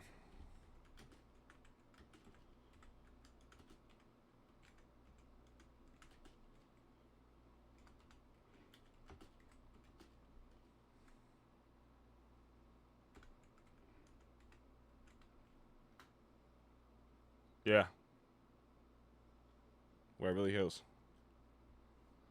Kentucky's most universally feared and recognized location, often considered the most haunted place in Kentucky, is Waverly Hills Sanatorium. And the reason why is because it had over 63,000 recorded deaths. Second behind that would be Bobby Mackey's Music World. Third behind that is Old Louisville Neighborhood. Known as one of the most haunted neighborhoods in the U.S., this area is defined by massive Victorian homes. You can book nightly walking tours to learn about the ghosts haunting 6th Street and St. James Court. That's strange. Liberty Hall in Frankfort, Kentucky. 18th century mansion, famously haunted by Gray Lady, who lost her life while traveling to a funeral. For seasonal event details, check out Liberty Hall historical site.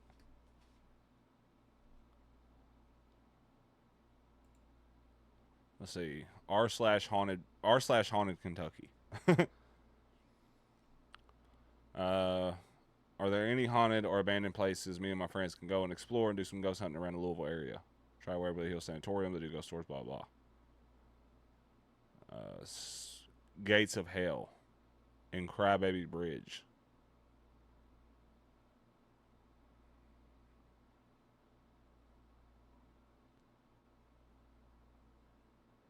If you're willing to travel, call Perryville Battlefield and see what their schedule looks like. It's the bloodiest battle in Kentucky history and one of the bloodiest of the Civil War percentage-wise. 40,000 engaged with 8,000 casualties. So 20% casualty rate.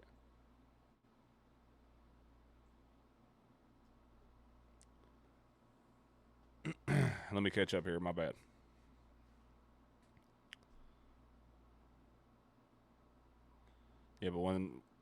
But the only thing there is tweakers and stuff like that. There's an old school haunted as shit. Civil War battlegrounds close to where I live. Pleasant Hill. Actively use it for battle reenactments.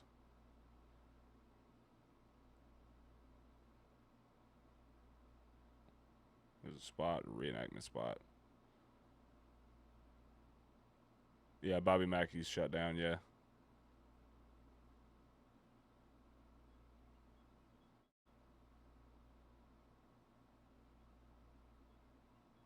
They revamped that building.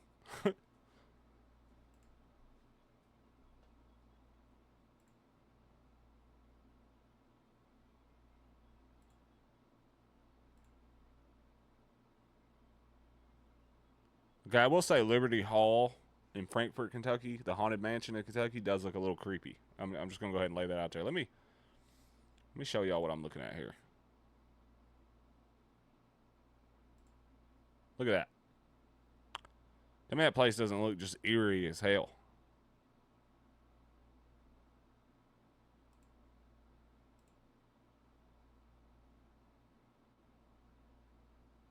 One of the most famous haunted homes. Spirits said to linger here. The famous Gray Lady, who died traveling 800 miles to a funeral, her ghost, always dressed in gray, still wanders the mansion, opening and closing doors. A Spanish opera singer who vanished in 1805. Among other ghostly figures in Frankfort, Kentucky, visitors today continue to report eerie sightings and mysterious activity. Shit. Kentucky State Penitentiary, Eddyville, haunted prison. Known as the Castle on the Cumberland.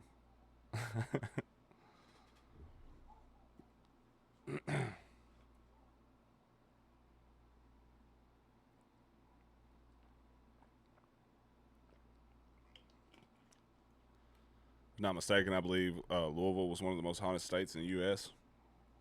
I wonder what the most haunted state in the U.S. actually is.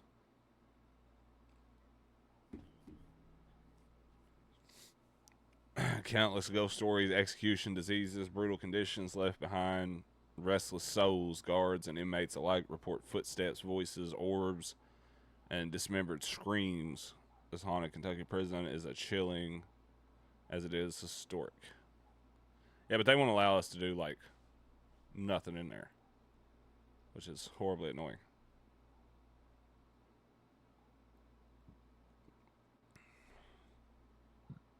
Bardstown. It's a haunted tavern.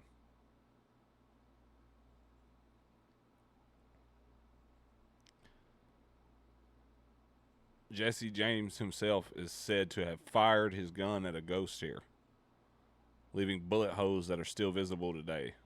Guests can hear footsteps, voices, and see apparitions, making it a staple of Bardstown's haunted history.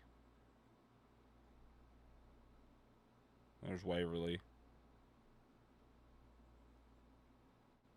Bobby Mackey's Music World, which they tore that down, I'm pretty sure. Cave Hill Cemetery. It's a haunted cemetery.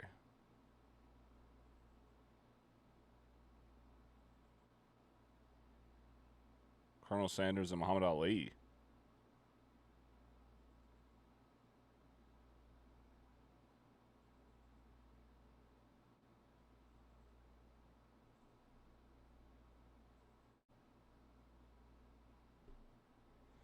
It's supposed to be one of the most haunted neighborhoods in America.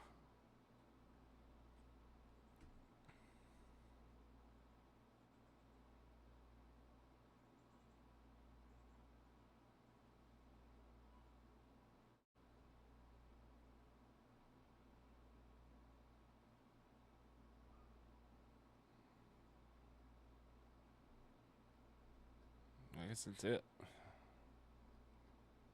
Other than people whose homes are haunted. You know what I mean? Ain't all cemeteries technically haunted?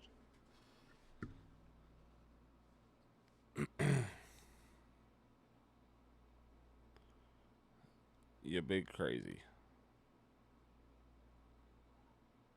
Berea, Kentucky has a few haunted places.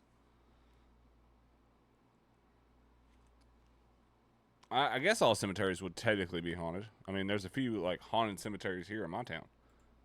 Supposedly, anyway. They're supposed to be haunted. Whether they're actually haunted or not, I have no idea. But they're supposed to be haunted.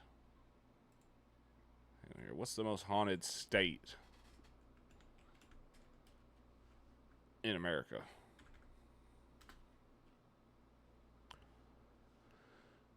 There is no single most haunted state in America, as rankings vary widely depending on whether they measure per ghost sightings, internet searches, or documented legends. However, California, New York, Texas, and Maine frequent top of most of these paranormal lists.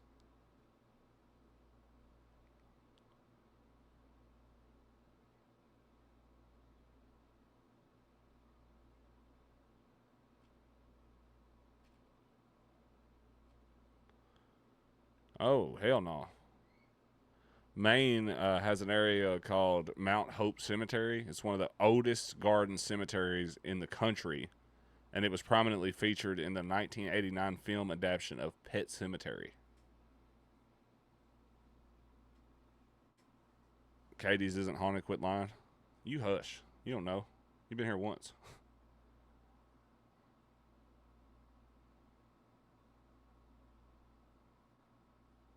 Damn. The public investigation is still available, though? What about Tennessee? And check that out real quick. What's the most haunted places in Tennessee?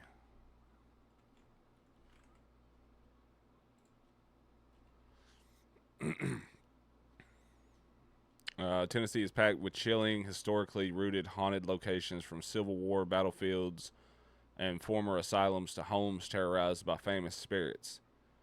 The state's storied past provides fertile grounds for the supernatural. Bell Witch Cave in Adams, Tennessee. Old South Pittsburgh Hospital. old historic Harriman Hospital.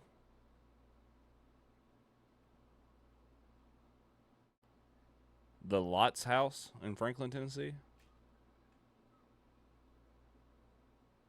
It's a lot of like Civil War stuff. The Reed House Hotel in Chattanooga, Tennessee. This historic hotel features the infamous Room 311, which was once occupied by a woman named Anastasia Netherly, who was reportedly beheaded in the bathtub. Guests frequently booked the room to experience flickering lights and faucets turning on and off by themselves. Thomas House Hotel. Known as one of the most active paranormal hubs in the state, this 1890s hotel is said to be haunted by the former guests and workers who still roam the halls and porches.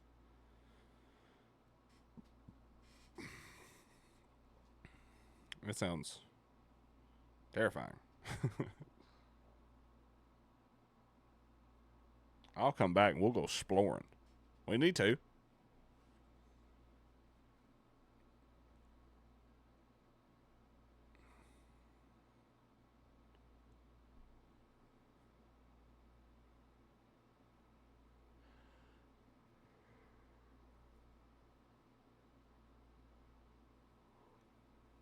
The Lots House in Franklin, Tennessee is located in the heart of Franklin, the site of a fierce 1864 Civil War battle.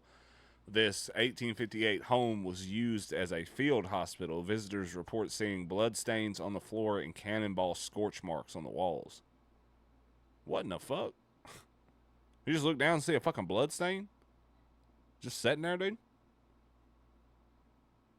Going on a trip in our favorite rocket ship. Most haunted places in Nebraska.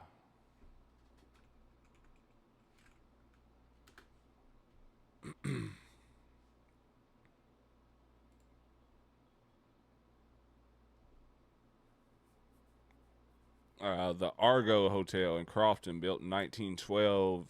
This historic hotel bed and breakfast is widely considered the most haunted hotel in the state. Once used as a medical facility, guests and paranormal investigators frequently report unexplained cold spots, moving furniture, and wandering apparitions.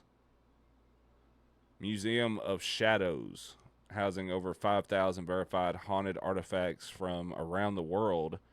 This is a premier spot for thrill seekers. It regularly hosts flashlight only sessions in complete darkness with supposedly cursed items.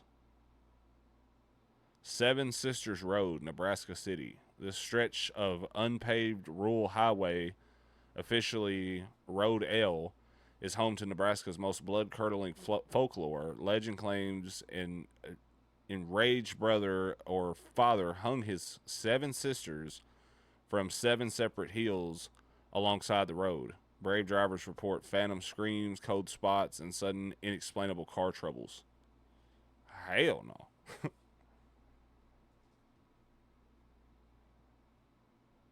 What's the most number one haunted spot in the United States?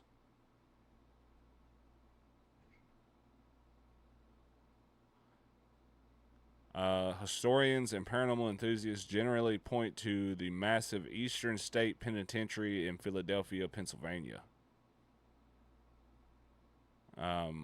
as the number one haunted spot in all of America.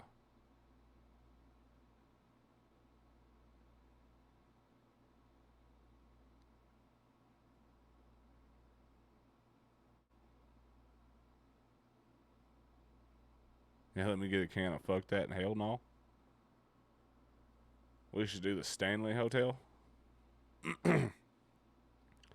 It says that the Eastern State Penitentiary, operating from 1829 to 1971, it was one of the world's first facilities to pioneer solitary confinement. The harsh conditions reportedly bred a dark, lingering energy. Visitors consistently report shadowy figures, echoing footsteps, and disembodied cries in the decaying cell blocks. And then right here is the Stanley Hotel in Colorado. famed for real-life inspiration for Stephen King's The Shining. Guests and staff reportedly report phantom piano music, laughter, and apparitions. The fourth floor and room 217 are said to be the most active.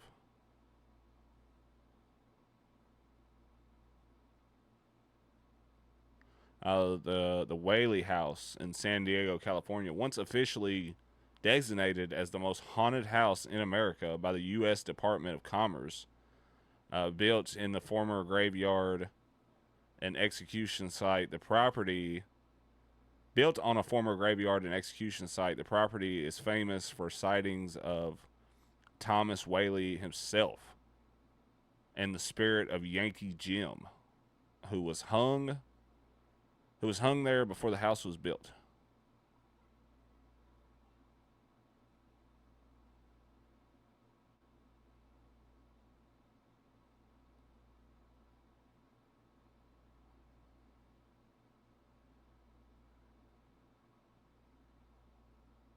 The Queen Mary.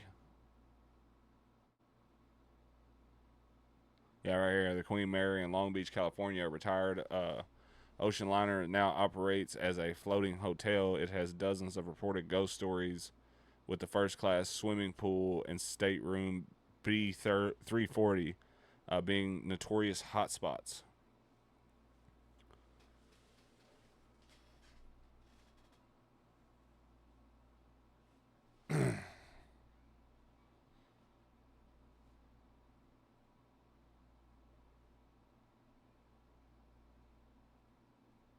Yeah, it's definitely something to like look into heavily.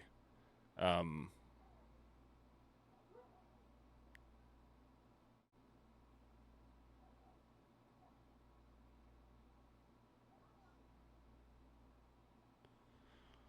Definitely something to look into.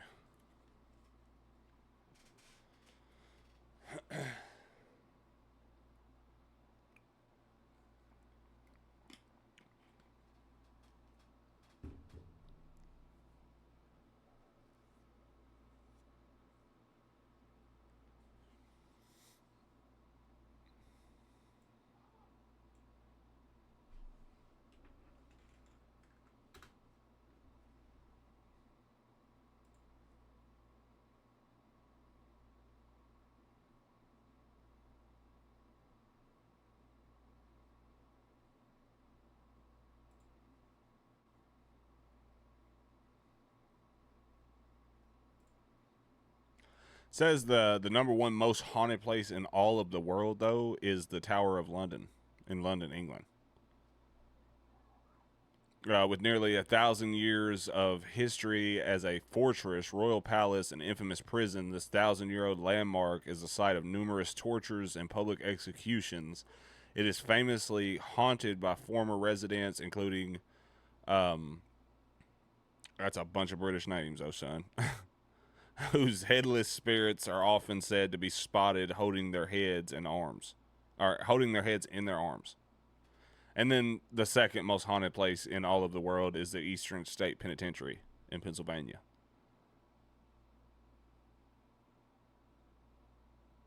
Paris catacombs is crazy. Let's go to England, by God.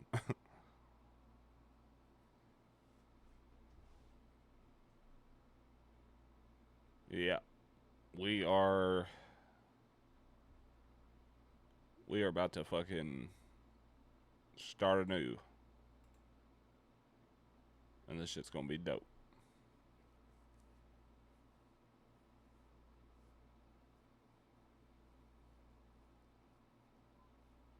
My God, let's do it. Become big YouTubers and travel the world. Become big YouTubers hunting the unknown. Fuck yeah. But I'm gonna go ahead and end the live stream for today. I'm gonna, get ready. It is 7:37. I'm gonna get ready to cook dinner for the family, and then I'm gonna revamp that YouTube channel. What is today? Friday? Yeah, okay. All right. I'll be back Monday. All right.